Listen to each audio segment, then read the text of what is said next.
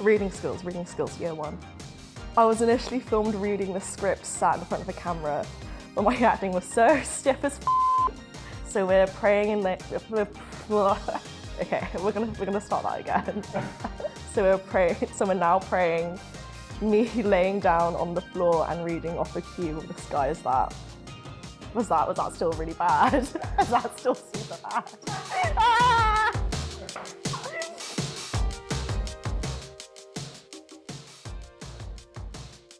Hi, I'm Phoebe.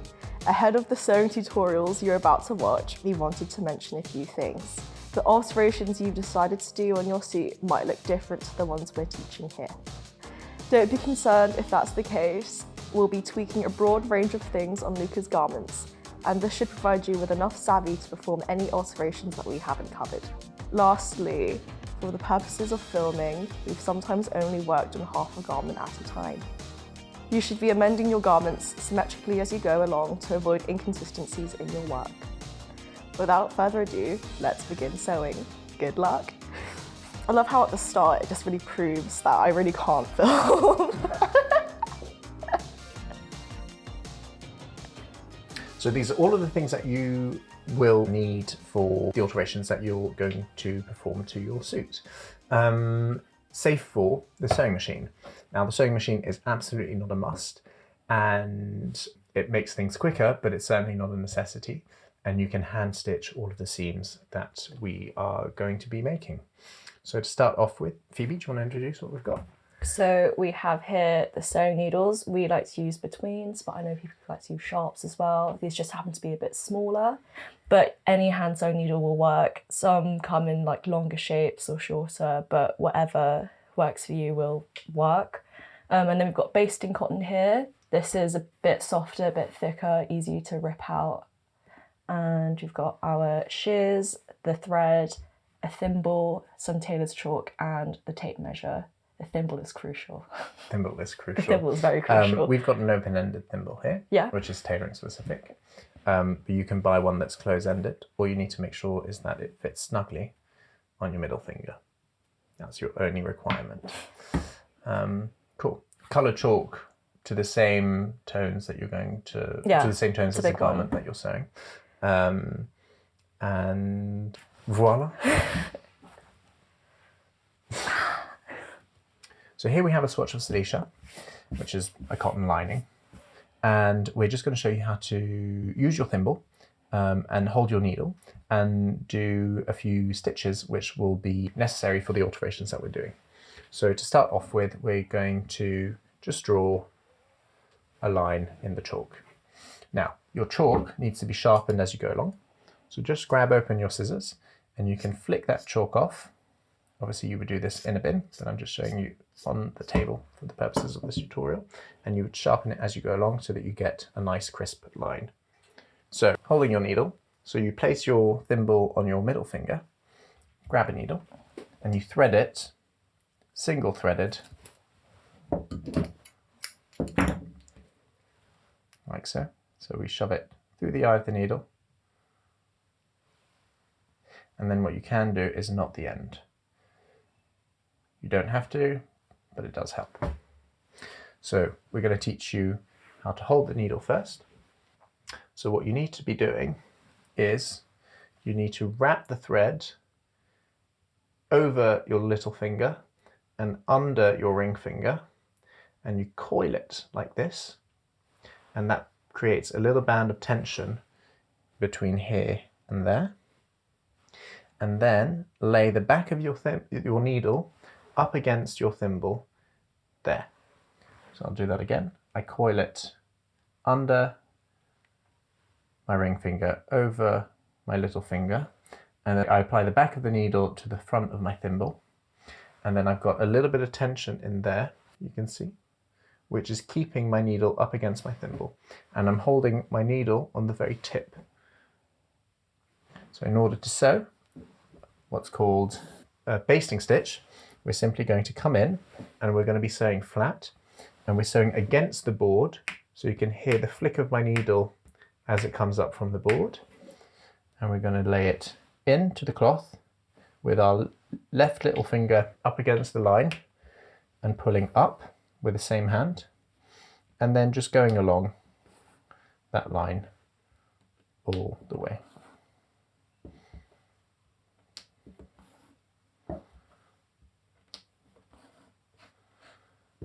And as we go along, we get rid of some of the excess on the other end so that we've got a single layer of thread going through our cloth all the way.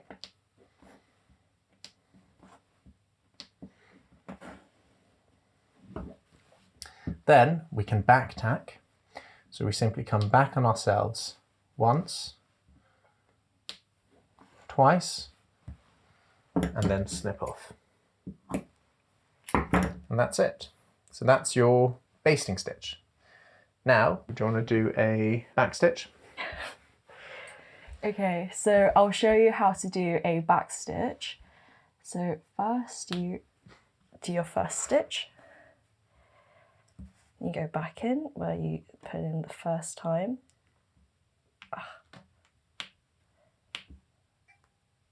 And then the same stitch length away from where you put it last.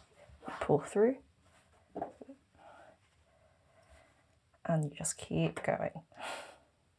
Pretty simple. So you're not putting tight here, are you? No. You're making sure that the stitch is laying flat. Yeah. And you're coming out a given stitch length away from where you went in last, and you're going back in where you came out the time before that. Yeah, you can tell that I'm controlling or trying to control the cloth with my other finger. I'm just making sure it's a pretty stitch. This is a pretty long one compared to the basting.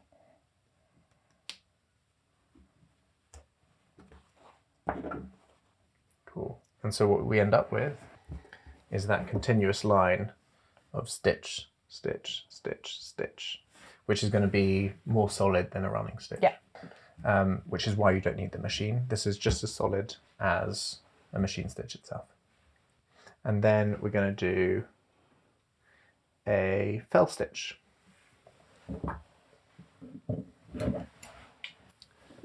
So a felling stitch is a stitch that's used in order to secure one layer of fabric on top of another.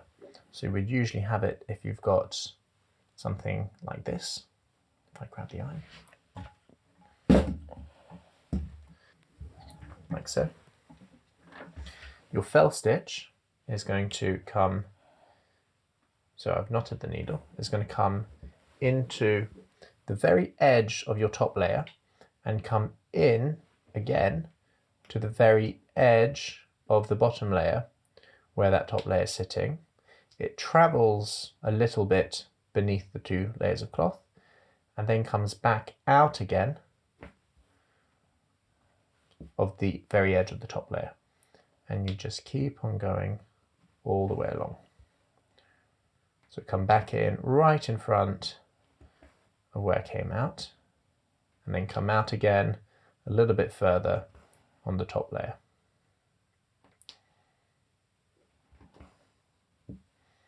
And you end up with this little discrete stitch.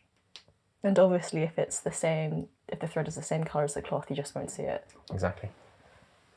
And so that's all you can see are these little tiny dots that are connecting the two layers together. And in order to finish that off, we can head back in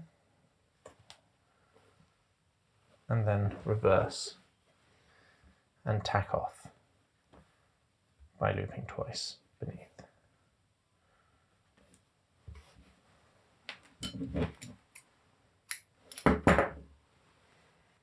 Do you want to do a prick stitch? Yep. So the prick stitch for me adds a bit of strength and is decorative, and I like to keep my finger underneath it. And it stops the edge from rolling as well? So you'd usually find this at like the edge of suits or anything where you want to be secure. And then just like that, you go up, you go down.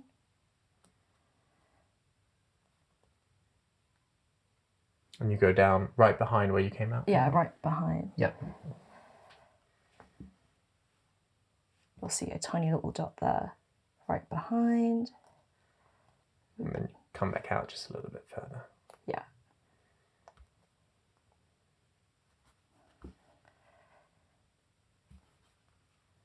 Usually you'd want this in like a really nice straight line because this is usually visible. I always struggle with that when I finish my suits. One more for good luck. Yeah, so you see these tiny, tiny dots. This keeps it secure. And on the back, you'll see a little running stitch. Not running stitch, it's kind of back stitch thing. You can do it invisibly on the back if you go up and down in the same spot in the front and the back here. But I find this way is faster. But if it's more decorative, you might want to do that instead. Yeah. Cool. So those are all the stitches that you're going to need. For a number of reasons in this country, tailoring still uses the imperial system. And I thought I'd refresh your memory in case you've forgotten how we refer to the divisions that make up an inch, or if you've never encountered it, then this is a good opportunity to learn about how this works. An inch is divided up typically into eighths, so between one side to the other of an inch, you'll have 8 eighths making up that measure. The names of the fractions go as follows. This is your 5-inch mark, this is 5 1/8, 5 1/4, 5 3/8, 5 1/2, 5 5/8, 5 3/4, 5 7/8, 6. You may be using a tape measure where your inches aren't divided into eighths but are subdivided into 16ths. If this is the case, an eighth is made up of 2 little divisions. Make sure you're not confused when measuring things in and then accidentally coming in to a smaller fraction of the measure that you intended to apply to the garment that you're altering. Now we're going to cover something called seam allowances and inlays. We've got over here a half-made pair of trousers. So a seam allowance is how far back your stitch line is from the raw edge of your cloth. You'll see that the raw edge is over there and the stitch line is here. And the distance between the two is 3/8 of an inch, so just shy of half an inch. That's a typical seam allowance. Now, garments typically sew to 1 cm or 3/8 of an inch seam allowances. Sometimes they have a bit more, sometimes they have a bit less. That all depends on how your garment was made, where it was made, who made it. So when you're taking your garment apart, make sure that you note how big those seam allowances are, and be careful as well, seam allowances can change from seam to seam in the same given garment. And this is where we need to mention inlays and distinguish inlays from seam allowances.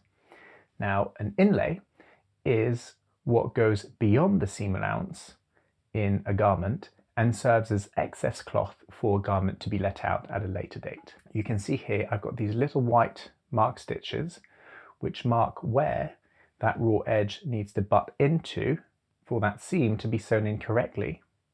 3/8 of an inch off the raw edge here and 3/8 of an inch inside of what would be the pattern line over here, which is noted down in mark stitches. You don't need to worry about these mark stitches, they're irrelevant.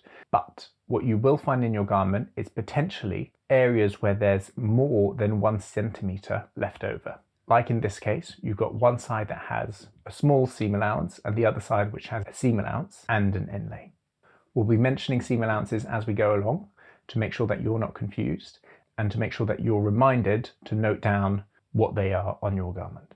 The other thing to note is the difference between the right side of your cloth and the wrong side. And that's quite as simple as it sounds. The right side is the side that you see when the garment is being worn, and the wrong side is the side of the cloth that sits inside of the garment, which you don't see.